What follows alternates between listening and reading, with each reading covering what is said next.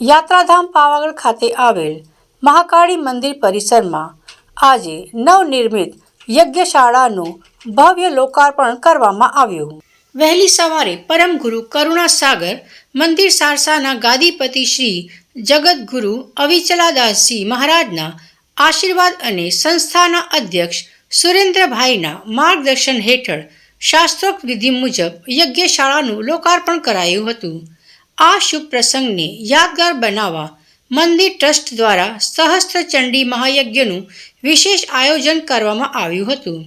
કાર્યક્રમમાં મંદિર ટ્રસ્ટના પદાધિકારીઓ સાથે જિલ્લા કલેક્ટર, જિલ્લા પોલીસ અધિક્ષક, હાલોલના ડીવાયએસપી સહિત મોટી સંખ્યામાં શ્રદ્ધાળુઓ અને મહેમાનો હાજર રહ્યા હતા।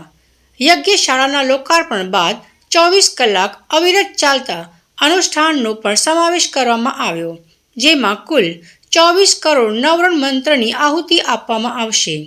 ઉલ્લેખનીય છે કે આ નવનિર્મિત યજ્ઞશાળા મહાકાળી મંદિરની સામે જ નિર્માણ કરવામાં આવી છે, જે ભવિષ્યમાં ધાર્મિક અને આધ્યાત્મિક પ્રવૃત્તિઓ માટે મહત્વનું કેન્દ્ર બનશે। જય માતાજી। શ્રી કાલિકા માતાજી મંદિર પાવાગઢ ખાતે આજે ઐતિહાસિક દિવસ છે। વર્ષોથી માતાજીના ભક્તો એક એવી વ્યવસ્થાની પ્રતીક્ષામાં હતા કે જેમને યજ્ઞ કરવા માટે અહીંયા સ્થાન નહોતું।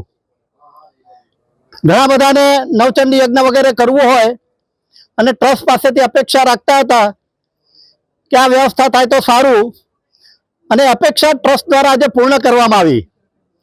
મંદિર પરિસર ઉપર એક ભવ્ય કહી શકાય તેવી યજ્ઞશાળા આજે નિર્માણ પામી અને તેનું આજે લોકાર્પણ થઈ રહ્યું છે। લોકાર્પણના દિવસે આજે મંદિર ટ્રસ્ટ દ્વારા સહસ્ત્ર ચંડી મહાયજ્ઞ વિશ્વ કલ્યાણની ભાવના સાથે યોજાઈ રહ્યો છે।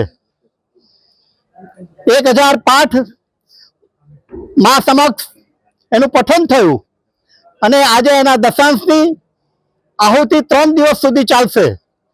11મી તારીખે સાંજે એની પૂર્ણાહુતિ થશે।